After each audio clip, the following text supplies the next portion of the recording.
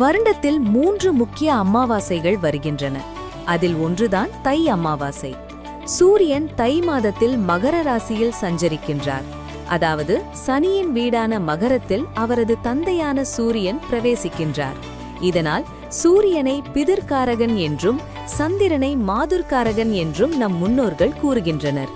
சூரியனும் சந்திரனும் சனியின் வீட்டில் சஞ்சரிப்பதால் தை அமாவாசை கூடுதல் சிறப்பாக பார்க்கப்படுகிறது.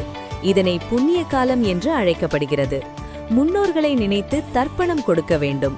தர்ப்பணம் செய்த பின் வீட்டுக்கு திரும்பி வந்து மறைந்த முன்னோர்களின் படத்தை சுத்தம் செய்து வடக்கு கிழக்கு திசையில் வைத்து சந்தனம் குங்குமம் இட்டு துளசி மாலை சாத்த வேண்டும். முன்னோர்கள் பயன்படுத்திய பொருட்களை வைத்து குத்துவிளக்கு ஏற்ற வேண்டும். முன்னோர்களுக்கு பிடித்த இனிப்பு காரம் பழ வகைகளை படைக்க வேண்டும்.